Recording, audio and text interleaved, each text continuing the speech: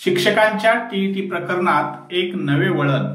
सर्वोच्च न्यायालयात सुधारणा अर्ज आणि अनेक पुनर्विचार याचिका.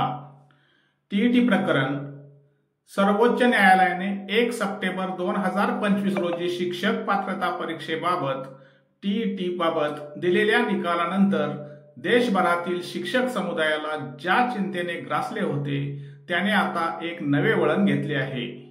या प्रकरणाबाबत अलीकडेच सर्वोच्च न्यायालयात एक सुधारणा अर्ज MA दाखल करण्यात आला आहे, जो शिक्षकांच्या भविष्यासाठी अत्यंत महत्त्वाचा ठरू शकतो. त्याचवेळी तेलंगणा राज्य सरकार आणि केरळ शाळा शिक्षक संघासह अनेक पक्षांनी अतिरिक्त पुनर्विचार याचिका दाखल केल्या आहेत. या पुनर्विचार याचिकांमधील प्रमुख मुद्दे पुढील प्रमाणे आहेत. सुधारणा अर्ज MA 14 ऑक्टोबर 2025 रोजी बिमल कुमार विरुद्ध भारतीय संघ या प्रकरणात एक सुधारणा अर्ज दाखल करण्यात आला होता. हा अर्ज सर्वोच्च न्यायालयाच्या 1 सप्टेंबरच्या निकालाला आव्हान देतो. पुनरावलोकन याचिकांमध्ये वाढ. यापूर्वी दाखल केलेल्या 10 पुनर्विचार याचिका आणि 1 रिट याचिकेत आणखी 2 पुनर्विचार याचिका जोडण्यात आल्या आहेत. 12 ऑक्टोबर रोजी तेलंगणा राज्य सरकारने थेट पुनर्विचार याचिका दाखल केली. 13 ऑक्टोबर रोजी केरळ शालेय शिक्षक संघाने आणखी एक पुनर्विचार याचिका सादर केली. आता एकूण 12 पुनर्विचार याचिका आणि 1 रिट याचिका प्रलंबित आहे. सुधारणा अर्जाची संभाव्य कारणे पुढील प्रमाणे. तज्ञांच्या मते हा सुधारित अर्ज सर्वोच्च न्यायालयाचे लक्ष वेधण्यासाठी 2 मुख्य मुद्दे आणू शकतो. 1.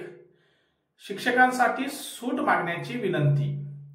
1 सप्टेंबरच्या निकालात असे म्हटले आहे की 5 वर्षापेक्षा जास्त सेवा असलेल्या सर्व शिक्षकांनी इयत्ता 1 ते 8 शिकवण्यासाठी टीईटी उत्तीर्ण केलेली नाही त्यांनी ही चाचणी उत्तीर्ण होणे आवश्यक आहे.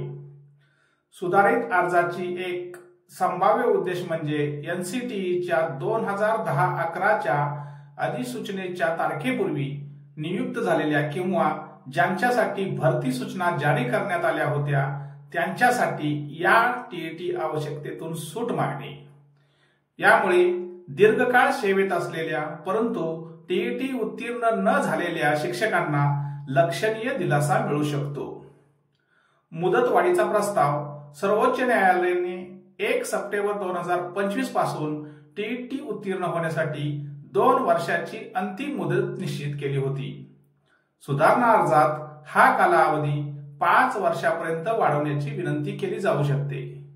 अनेक राज्यांमधील पायाभूत सुविधांच्या मर्यादा हे कारण असू शकते, जिथे लाखो नॉन टीईटी पात्र शिक्षकांना 2 वर्षाच्या आत परीक्षा उत्तीर्ण करणे शक्य होणार नाही.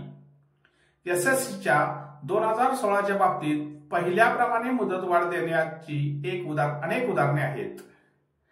सध्याची परिस्थिती.